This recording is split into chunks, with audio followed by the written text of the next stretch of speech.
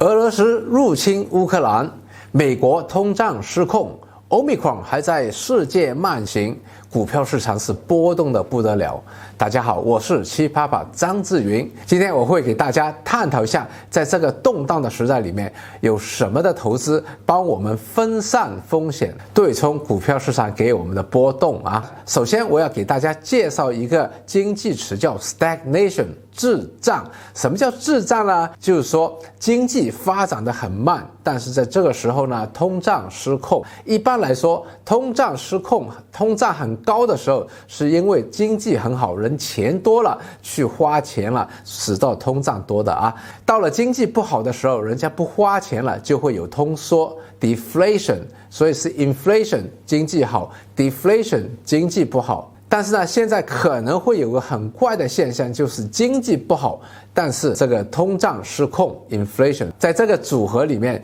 就叫 stagnation， 也就是说经济不好，通胀很高。那为什么可能会有这个现象呢？因为我们看回我们今天的经济还是受着 Omicron 的很大的一个影响。前一阵子中美的关系还是非常的紧张的，那美国对中国的货品加了关税，也间接的增长了美国的通胀。那到了俄罗斯入侵乌克兰，欧美对俄罗斯来的制裁，使到石油的价格更加上涨，也有很多俄罗斯出口的贵金属也是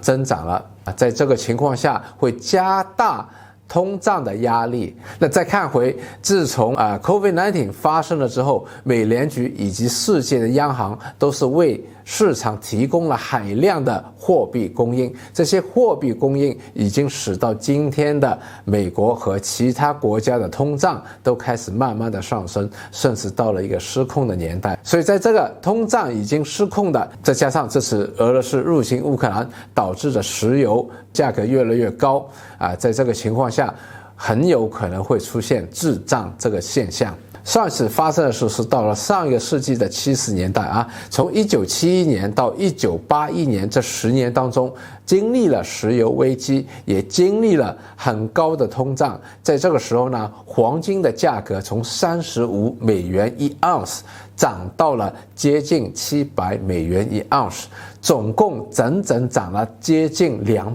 倍，在10年之内是涨了200倍如果你当时有投资黄金的话，那就很开心了那今天的黄金已经到了1900块美金一盎司了那未来如果滞胀回来的话，黄金会不会像70年代那样重新再涨呢？我觉得这个可能性还是蛮大的。OK， 那好了，如果我们看好黄金的话，有什么方法可以去参与呢？第一个当然是买实体的黄金，我们可以去金铺里面买一些金条放回家里去放，对吧？那金条的话实实在在，但是也有不好处，就是第一个，如果万一被人家偷了怎么办？第二个，在金铺里面买卖的手续费也是颇高的。如果我们不是买一点点的黄金的话，那颇多的黄金的话，那可能我们还要去银行里面开一个保险箱那这个保险箱的储存也是要费用的。还有一点就是黄金本身没有利息的，也不会帮我们赚钱派股息的，这些都是一个机会成本。但是黄金是一个实体的货币，是一个真正的钱，我们今天用的钞票纸币是印刷出来的，随着量化宽松，随着通胀上升，纸币一定会贬值，那这就是黄金的保值的作用在这个高通胀的情况下，只要利息不是涨得太高的话，黄金保值的这个价值是蛮高的。但是如果要投资大量的实体黄金的话，还是不太实际，对吗？放在家里面也不安心。好了，那除了实体黄金之外，我们还可以考虑金银首饰，包括是金币金银首饰戴在身体上，哇，有开心的感觉，对吧？买一个金币回来有收藏的有时候拿出来看看，也有那种喜悦感所以这个是相对金条黄金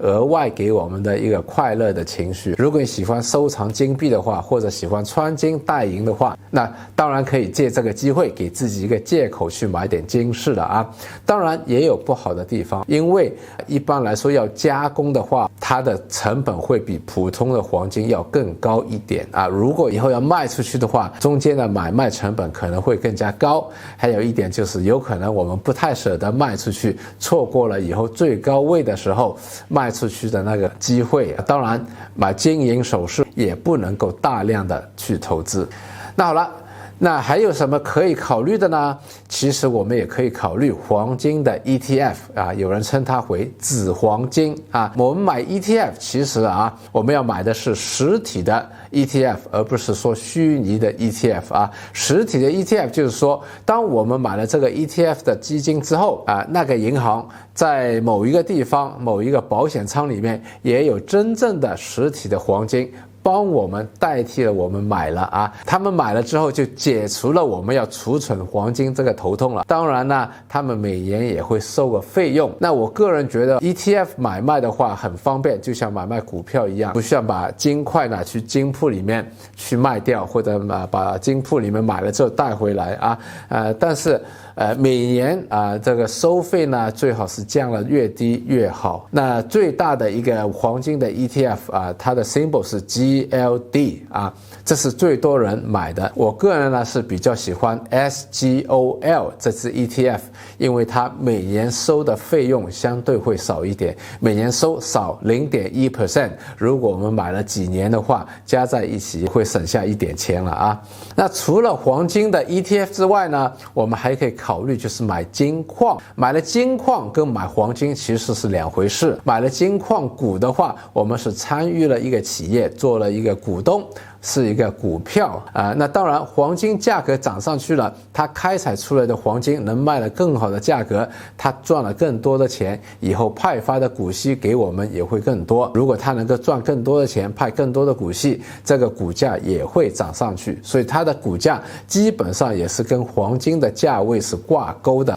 那买金矿股要注意什么呢？好处就是因为它是一个企业，所以不像黄金没有股息的，它还是有股息可以收的啊，这是第一点。第二点呢，如果黄金价格是长期的往上涨的话，只要它的成本控制还是蛮好的啊，工资啊 labor cost 劳工的成本不是太多啊，开矿的成本还是能够维持在同样的水平的话，黄金价格上去了，额外的收入是完全到了它的盈利，也是到了股东应得的盈利的里面。所以如果黄金价格是长期看好的话，我们可以考虑金矿股。那当然金矿股有什么不好呢？如果黄金价格只是短暂的上去了啊，结果又下来了，我们其实买一个金矿股是买它未来的可能是30年，可能是50年，可能是永久的一个业务，一个赚来的盈利，对吧？所以如果黄金价格只是上去一个短暂的时间又跌下来的话，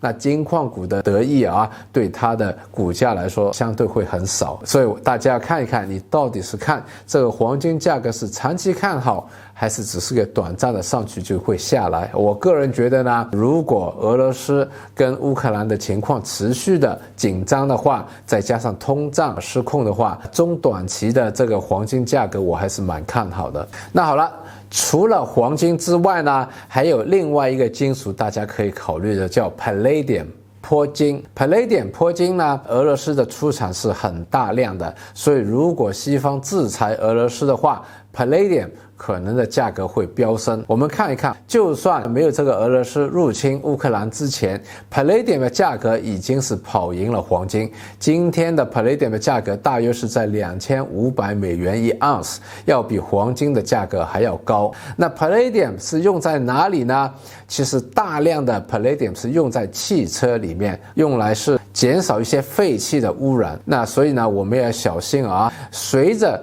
这个汽车开始越来越多不用柴油和电油的车子之后，用了电动车之后呢，对 Palladium 的需求也是在每年的降低。那除了汽车行业之外， Palladium 当然也会用在电子的产品里面啊，但是那个量还是比较小的。另外呢，也有人家买来收藏啊，像黄金一样买 Palladium 的破金币，或者是拿来做首饰，也有人呢作为看牙医镀在牙齿里面。这些都是一些小的用处啊。那整体来说，大家还是要考虑到这个世界对 Palladium 的需求还是越来越少的啊，所以大家在投资 Palladium 之前也要考考虑到它的风险和波动。那今天我的分享就到此了啊！如果你还没有订阅我的频道的话，记得订阅我的频道，并打开旁边的小铃铛。那我们下次再见。